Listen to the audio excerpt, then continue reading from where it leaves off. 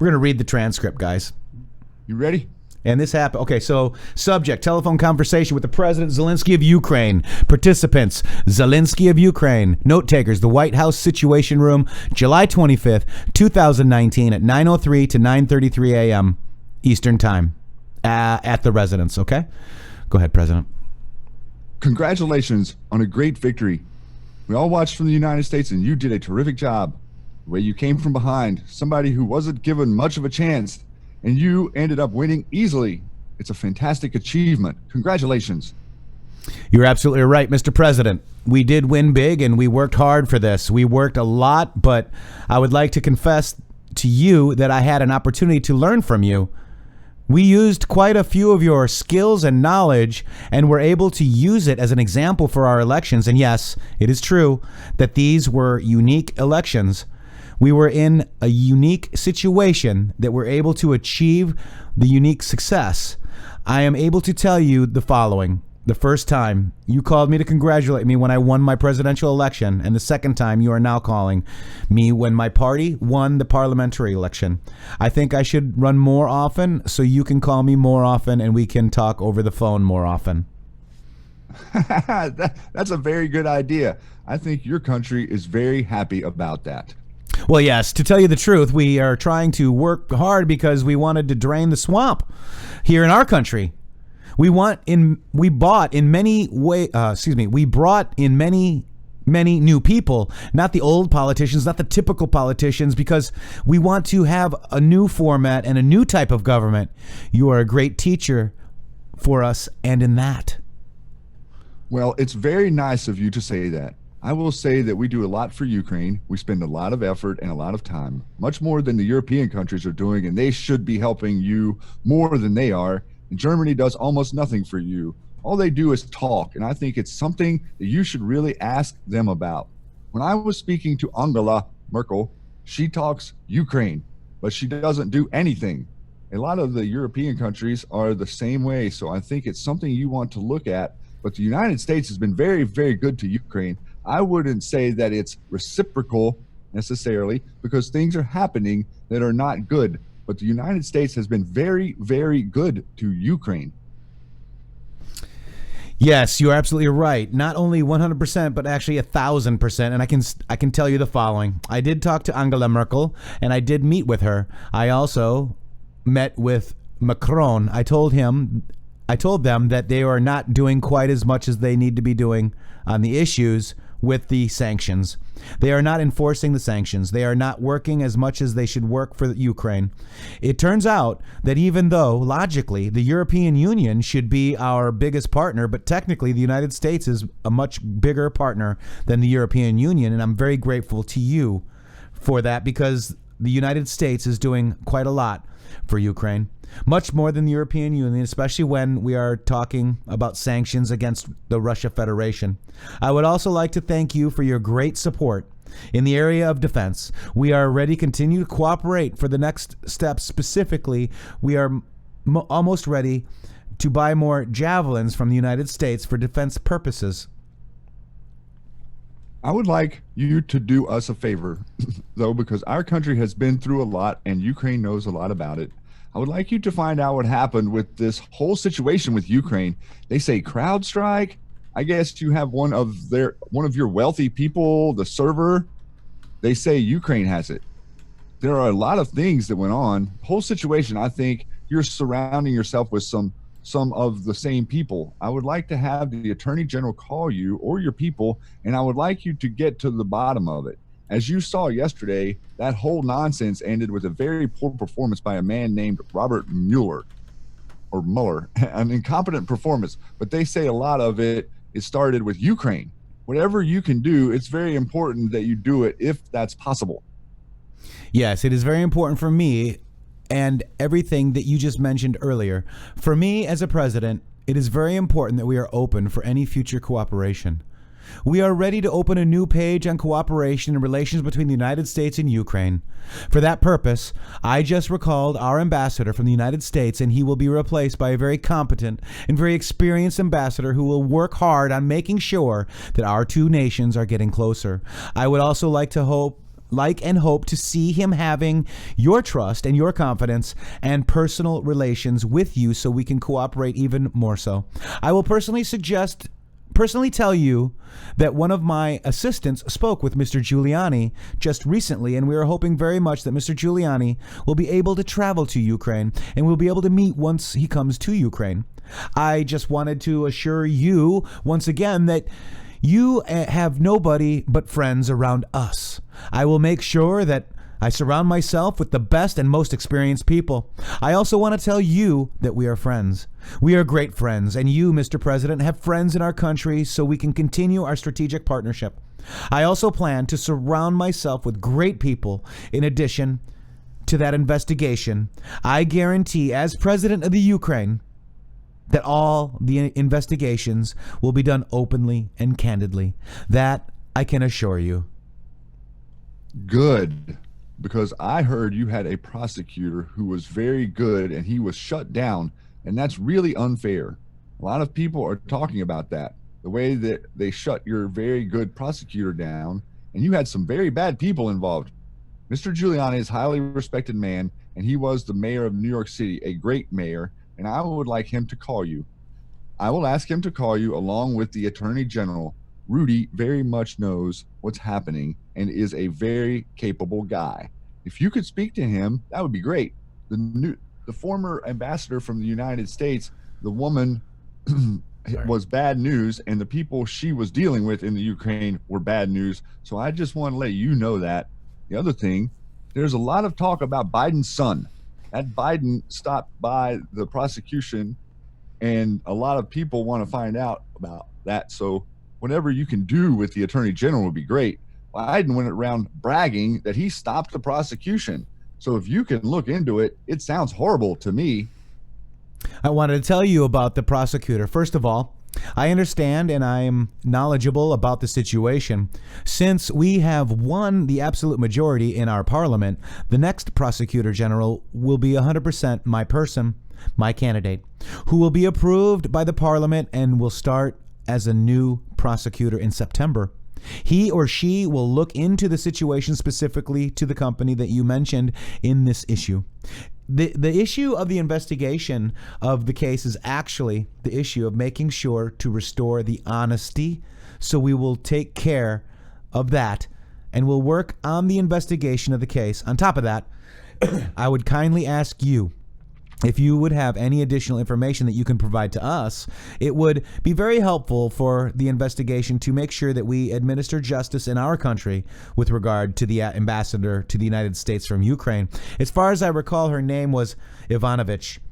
It was great that you were the first one who told me that she was a bad ambassador, because I agree with you 100%. Her attitude towards me was far from the best. And then she admired the previous president, and she was on his side. She would not accept me as a new president well enough. Well, she's going to go through some things. I will have Mr. Giuliani give you a call, and I'm also going to have Attorney General Barr call, and we will get to the bottom of it. I'm sure you will figure it out. I heard the prosecutor was treated very badly, and he was a very fair prosecutor. So good luck with everything. Your economy is going to get better and better, I predict. You have a lot of assets, and it's a great country. I have many Ukrainian friends, and they are incredible people. I would like to tell you that I also have quite a few Ukrainian friends that live in the United States. Actually, last time I traveled to the United States, I stayed in New York near Central Park, and I stayed at Trump Tower. I will talk to them, and I hope to see them again in the future. I also wanted to thank you for your invitation to visit the United States, specifically Washington, D.C. On the other hand, I also want to ensure that we will be very serious about the case and will work on the investigation. As to one of the issues that is very important for Ukraine is energy independence. I believe that we can be very successful in cooperating on energy independence with the United States. We are already working on cooperation. We are buying American oil, but I am very hopeful for a future meeting. We will have more time and more opportunities to discuss these opportunities and get to know each other better. I would like to thank you very much for your support. Good. Well, thank you very much, and I appreciate that. I will tell Rudy and Attorney General Barr to call. Thank you. Whenever you would like to come to the White House, feel free to call. Give us a date, and we'll work that out. I look forward to seeing you. Thank you very much. I would be very happy to come and would be very happy to meet you. Meet with you personally and get to know you better. I am looking forward to our meeting, and I also would like to invite you to visit Ukraine and come to the city of Kiev, which is a beautiful city. We have a beautiful country which would welcome you. On the other hand, I believe that on September 1st, I will be in Poland, and we can meet in Poland, hopefully.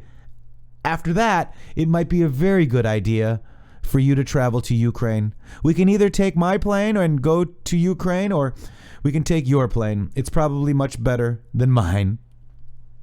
Okay, we can work that out. I look forward to seeing you in Washington and maybe in Poland, because I think we're going to be there at that time. Thank you very much, Mr. President. Congratulations on a fantastic job you have done. The whole world was watching, and I'm not sure it was so much of an upset, but congratulations. Thank you, Mr. President. Bye-bye. So, basically... Impeachable? No, I mean, really, you know what it is? It's they're pissed that they're losing their hold on Ukraine, it sounds like, Shady.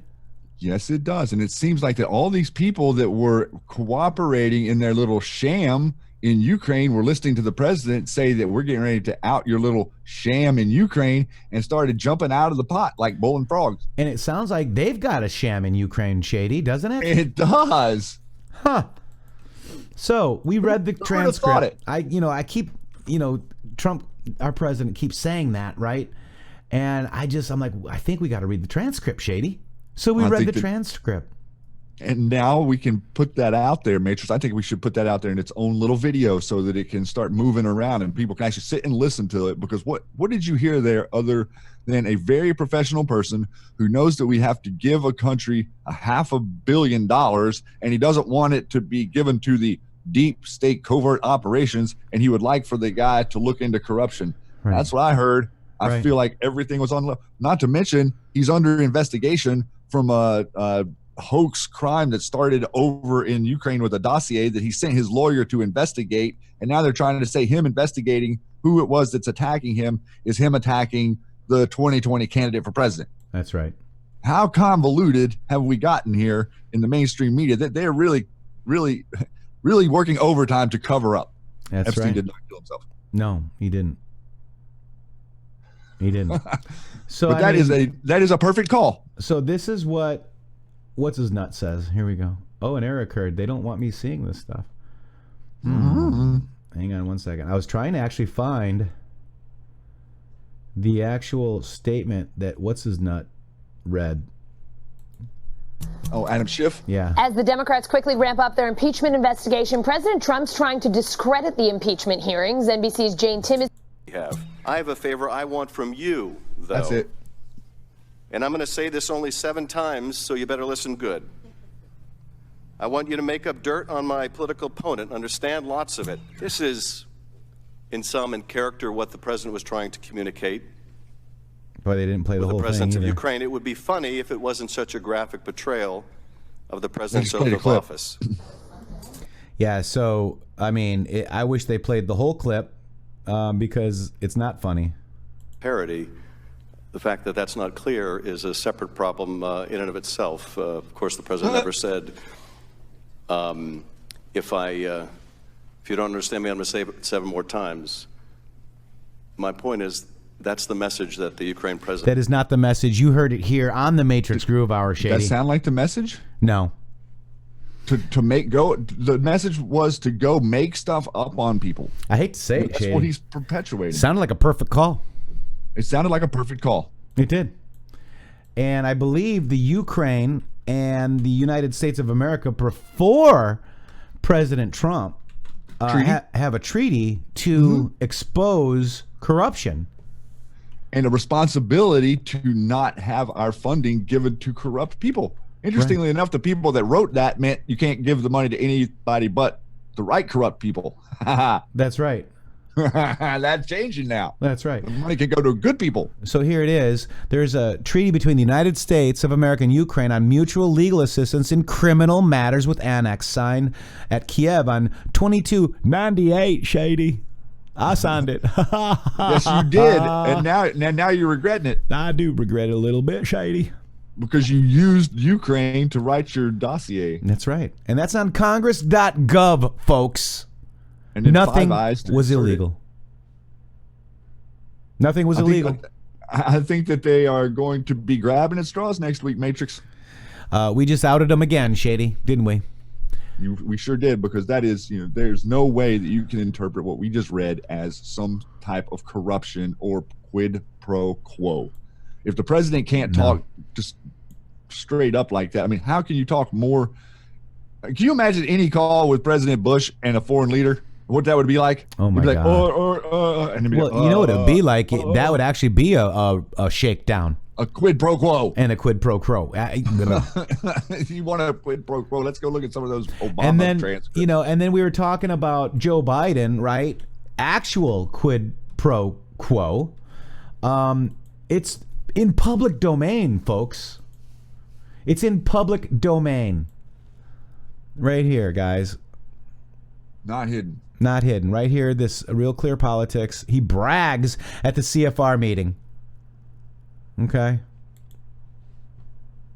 I'm desperately concerned about the backsliding on the part of Kyiv in terms of corruption.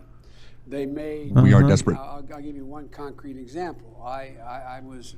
Not but it just happened to be that was the assignment I got. I had to give it to my son. And, so I got part of the money. And I remember going over convincing our team or others to convincing us that we should be providing for loan guarantees. And I went over, I guess, the 12th, 13th time to Kyiv, and I was supposed to announce that there was another $1 billion loan guarantee.